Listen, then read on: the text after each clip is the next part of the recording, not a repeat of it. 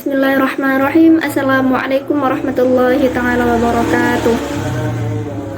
Alhamdulillah, assalatu wassalamu ala rasulillah Sayyidina Muhammadin wa ala alihi wa sahbihi ajma'in. Amma ba'du. Yang terhormat Bapak dosen Dr. Asep Maulana MPD selaku dosen pengampu mata kuliah Tarjamah Fauriyah Indonesia Arabiah. Perkenalkan, sebelumnya nama saya Hardianti Rukmana. Di sini pada kesempatan kali ini saya akan melakukan tarjamah Fauriyah Arabiah Indonesia yang berjudul La Taqbalul Ihanah. Baik, langsung saja kita mulai, kita simak videonya. إذا استشعرت عظمة الله عز وجل والله ما يهمك أحد ولا ترجو أحد ولا تخاف أحد. أنا أنتهي من هذا الكلام قال لي واحد، قال لي لو سمحت أستاذ الله يعطيك العافية هذا الكلام يعني جميل إيماني، لكن الواقع إذا مديري ما يرضى عني بهذا اللفظ قال ذاك التبن أنا وعيالي. قلت له اتق الله اتق الله. وهل ما كنت أقول من عظمة الله ليس واقعا؟ أليس هذا واقع؟ لكنه الواقع الذي يغيب عن أذهان الذين يظنون أن البشر ينفعون ويضرون. Jika kamu merasakan kebesaran Tuhan yang Maha Esa, demi Tuhan, kamu tidak peduli kepada siapapun, jangan berharap pada siapapun, dan jangan takut pada siapapun. Saya akan menyelesaikan pidato ini. Seseorang berkata kepada saya, "Jika kamu berkenan, tuan-tuan, semoga Tuhan memberimu kesejahteraan." Pidato ini adalah keindahan iman saya. Tetapi kenyataannya, jika guru saya tidak meridhoi kepada saya, dengan pertanyaan ini, dia berkata, "Aku dan anak-anakku akan makan jerami." Aku berkata kepadanya, "Bertakwalah, bertakwalah, bertakwalah." Bukankah yang kuucapkan tentang kesabaran? Bukankah yang kuucapkan tentang kebesaran Tuhan ini sebuah kenyataan? Bukankah ini sebuah kenyataan? Tetapi itu adalah kenyataan yang tidak ada dari pikiran mereka yang berpikir. Sungguhnya manusia mendapat manfaat. عندما يغيب الإيمان تخشى الناس، لذلك النبي صلى الله عليه وسلم يقول لا يزني الزاني حين يزني وهو مؤمن، فهو يزني لأن الإيمان في تلك اللحظة غاب. كذلك الإنسان الذي يهاب الناس لا يهاب الناس حين يهابهم وهو مؤمن. عندما يستشعر أن كل شيء بيد الله عز وجل هو النافع هو الضار. Ketika iman tidak ada, orang-orang akan takut. Oleh karena itu Nabi Muhammad SAW bersabda, seorang pezina tidak akan melakukan perzinahan ketika dia berzina dalam keadaan beriman. Maka adapun orang yang berzina, karena sesungguhnya pada saat itu imannya telah hilang. Begitu pula orang yang takut pada manusia. Jangan takut pada manusia ketika mereka dalam keadaan akut, maka sesungguhnya mereka adalah orang yang beriman. Ketika merasa bahwa segala sesuatu ada di tangan Tuhan yang Maha Esa, dialah yang memberi manfaat dan dialah yang memberi bahaya pada saat itu. هنا والله ما يخاف من أحد بإذن الله تعالى ولا يخاف إلا الواحد الأحد. تصعيد الذات يا كرام أو تصعيد التوكيد، احنا قلنا من قال نعم كثيرا خسر نفسه، شوف الموازنة، ومن قال لا كثيرا خسر الآخرين. Kemudian demi Allah, dia tidak takut kepada siapapun, insya Allah, dan dia hanya takut kepada Tuhan yang Maha Esa. Meninggikan diri sendiri atau meningkatkan keyakinan. Barang siapa yang mengatakan manfaat ya terlalu banyak, maka rugilah dirinya. Dan orang yang mengatakan bahaya tidak terlalu banyak, maka rugilah yang lainnya.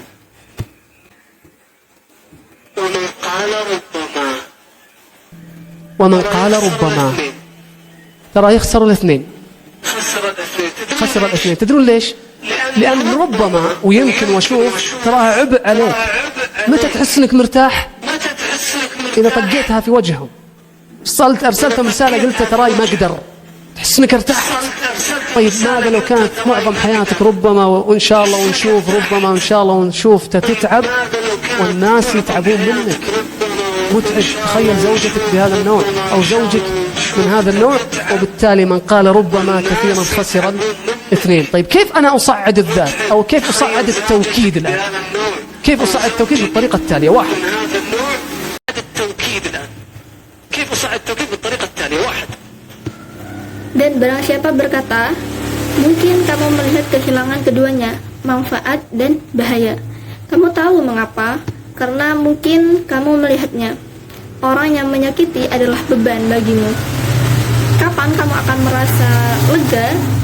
Jika kamu memukul wajahnya, memukul wajah orang yang menyakiti. Saya berpesan dan berkata, saya tidak bisa merasa bahwa kamu lega. Bagaimana jika sebagian besar hidup kamu mungkin, dan insya Allah, dan kami melihat, mungkin Anda lelah dan orang-orang lelah dengan Anda. Bayangkan istri Anda dengan tipe ini atau suami Anda dengan tipe ini. Dan karena itu, siapa bilang mungkin banyak yang akan kehilangan keduanya, manfaat dan bahaya. Bagaimana cara meningkatkan diri atau meningkatkan keyakinan sekarang? Bagaimana cara meningkatkan afirmasi? Berikut caranya.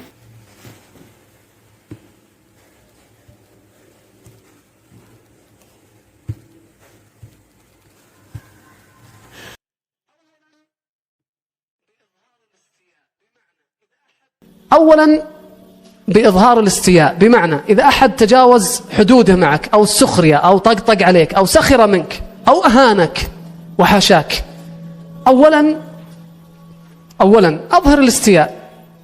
إظهار الاستياء أحيانا يكون جسدي، أحيانا بنظرة، أحيانا بعدم الابتسام، أحيانا بعدم المجاراة. بعض الناس يجي يقول لك وش ذا الكرشة، والله ابن الحلال خلها على الله، ورز بكاس ثم تجيني تقول لي والله أنا ودي أكد ذاتي. أحسن، أنا بطقطق عليك بعد طالما أنت تسمح لنا بذلك. لا تكن جدارا قصيرا. واحد، إظهار الاستياء. اثنين،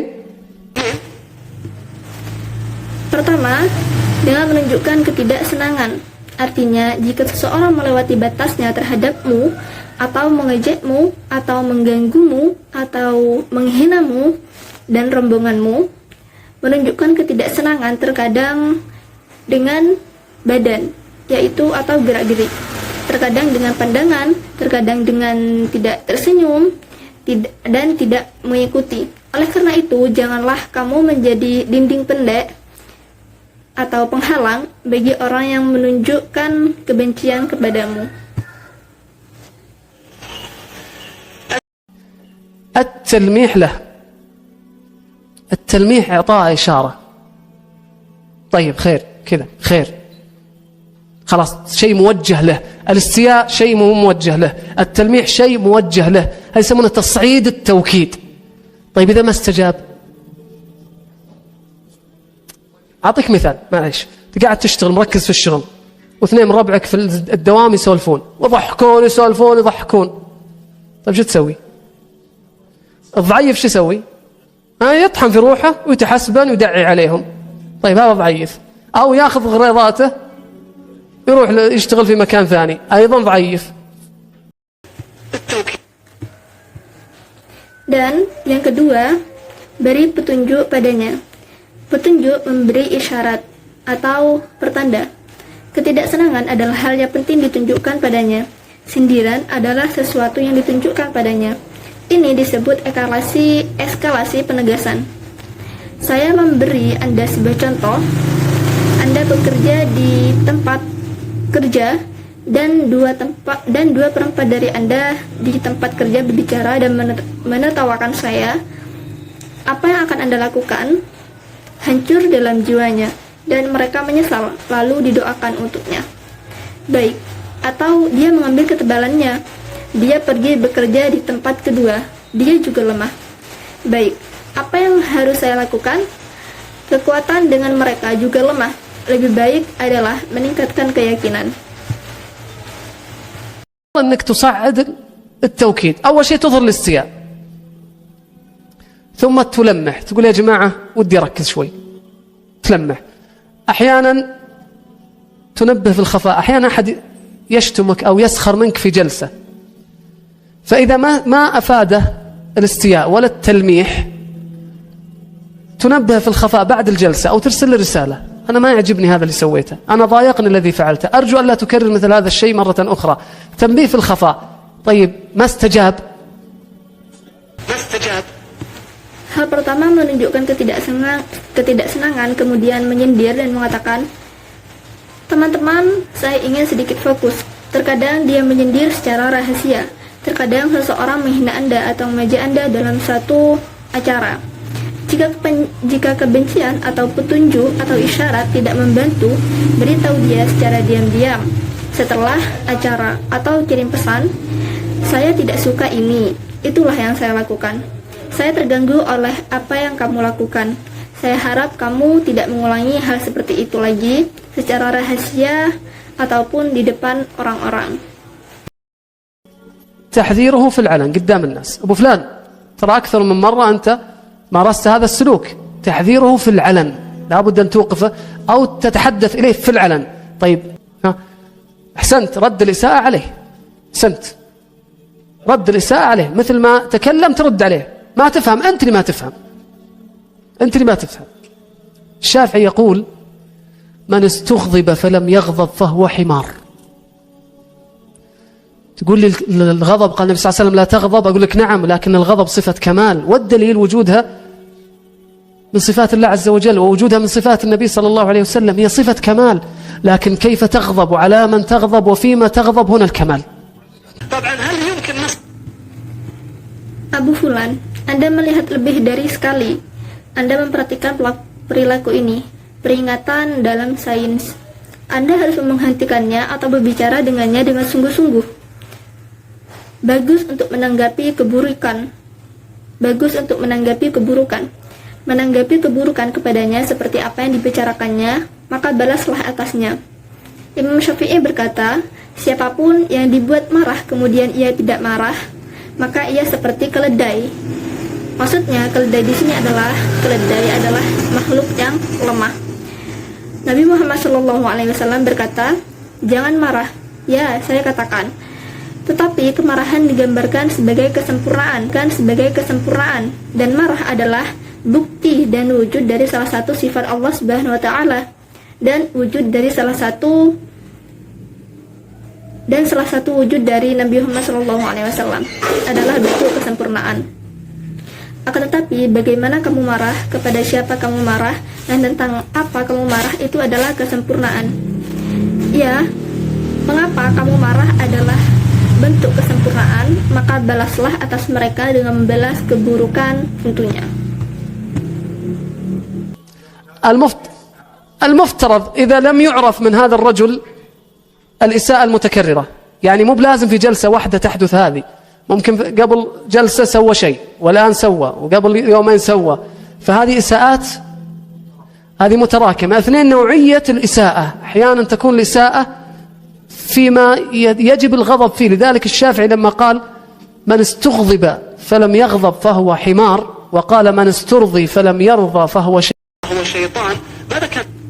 Seharusnya jika orang tidak tahu keburukan ini terus berulang, maksud saya ini harus terjadi dalam satu acara. Mungkin sebelum acara dia melakukan sesuatu, dan sekarang dia melakukannya, dan 2 hari yang lalu dia juga melakukannya. Maka keburukan ini adalah akumulasi 2 jenis keburukan. Terkadang keburukan tentang apa yang seharusnya dimarahi. Oleh karena itu, Imam Syafi'i mengatakan, siapapun yang dibuat marah kemudian ia tidak marah, maka ia seperti keledai. Dan beliau juga mengatakan, siapapun yang diridhoi tetapi tidak meridhoi, maka ia adalah setan. كان يقصد أن ثمة ملفات حساسة الدخول فيها يوجب الغضب من ضمنها الحديث في الأعراض، التعدي على الأموال، الحديث في النيات، لما يتهمك في نيتك، لا، هذا يجب أن تظهر الغضب.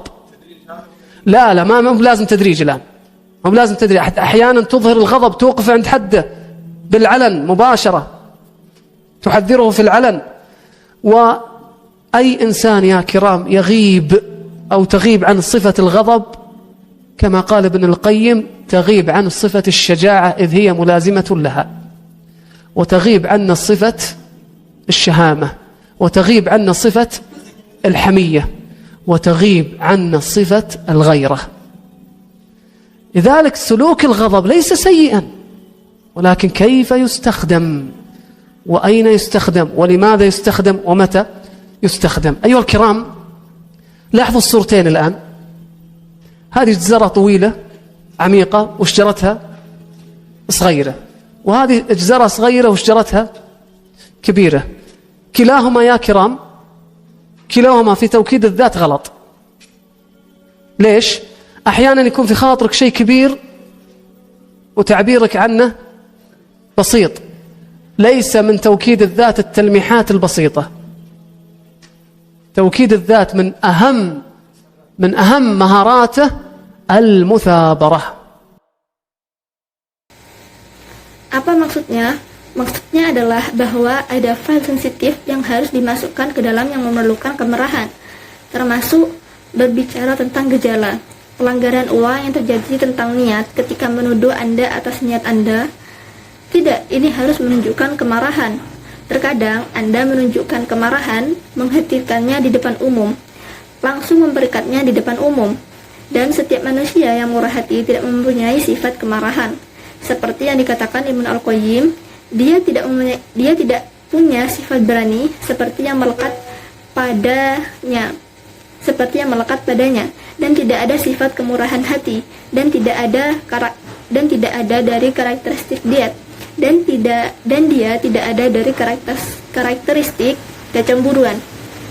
Jadi perilaku kemarahan tidak buruk, tetapi bagaimana itu digunakan, di mana ia digunakan, mengapa itu digunakan, dan kapan itu digunakan. Hadirin yang mulia, perhatikan dua gambar sekarang. Ini adalah wortel tinggi dan pohonnya kecil, dan wortel ini kecil sementara pohonnya besar. Hadirin yang mulia, keduanya salah dalam penegasan diri. Mengapa kadang-kadang Anda memiliki sesuatu yang besar dalam pikiran Anda dan ekspresi Anda tentang hal itu sederhana? Penegasan diri bukan solusi yang sederhana. Salah satu keterampilan penegasan diri yang paling penting adalah ketekunan. Baik, selanjutnya adalah macam-macam strategi yang digunakan dalam proses penerjemahan ini. Jadi di sini ada beberapa strategi. Yang pertama, pungutan murni atau pure borrowing. Terdapat kalimat lidzalika Syafi'i lima qala. Oleh karena itu Imam Syafi'i mengatakan. Jadi di sini Imam Syafi'i adalah nama orang. Kemudian kama qala Ibnu Al-Qayyim, seperti yang dikatakan oleh Ibnu Al-Qayyim. Strategi yang kedua adalah naturalisasi atau naturalis borrowing. Yang digunakan di sini adalah kalimat at-talmihu i'ta'u isyaratin. Sindiran adalah memberi isyarat. Kata isyarat di sini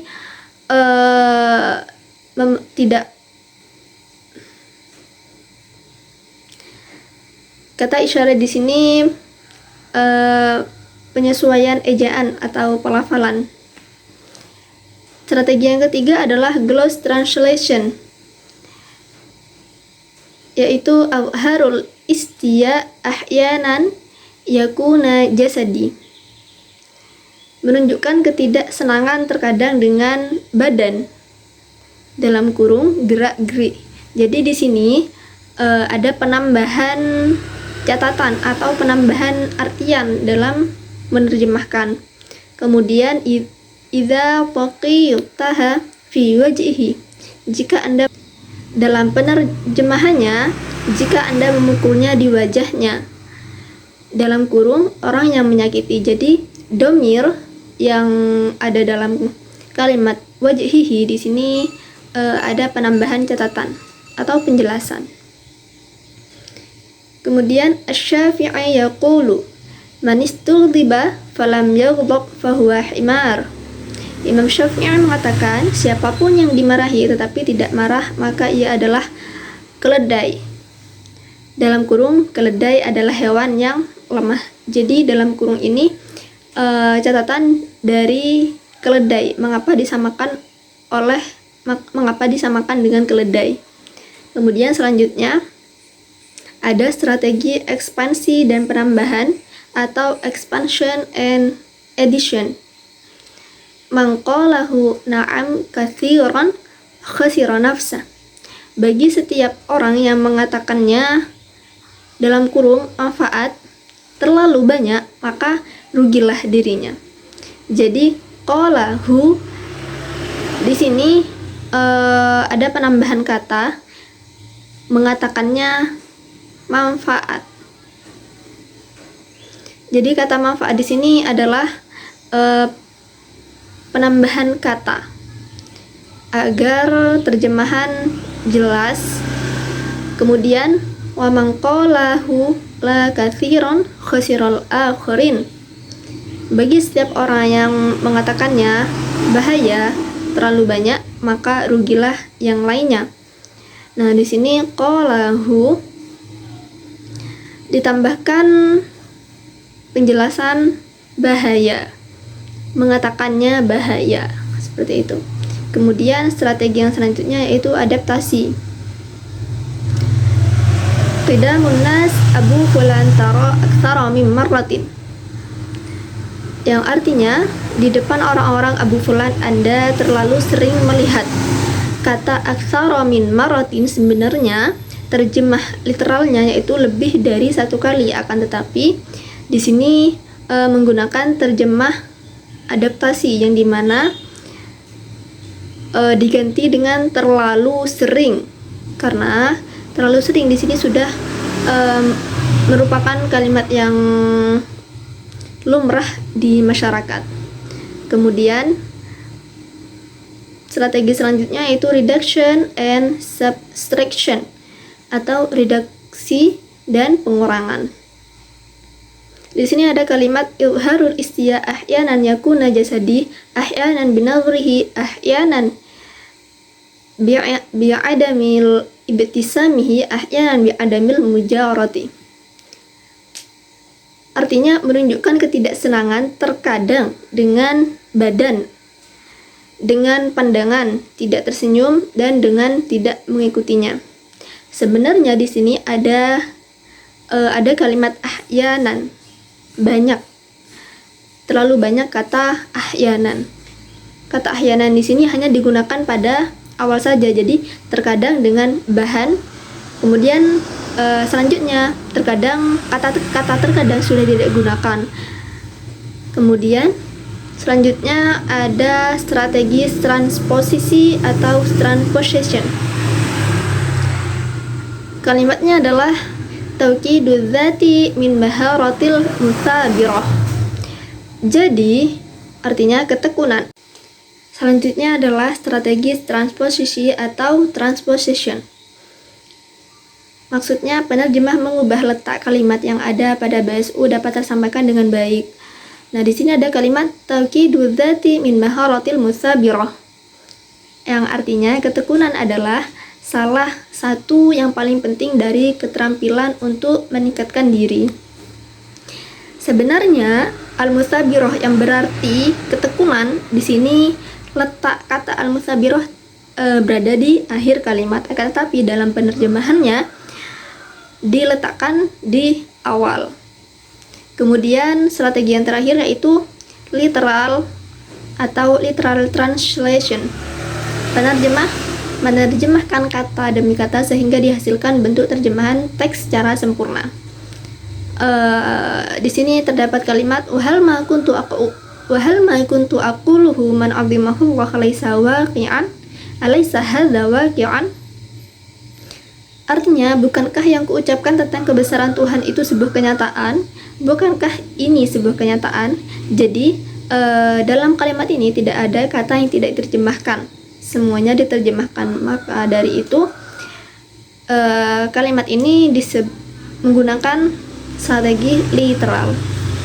Baik teman-teman, hanya itu saja yang dapat kami sampaikan.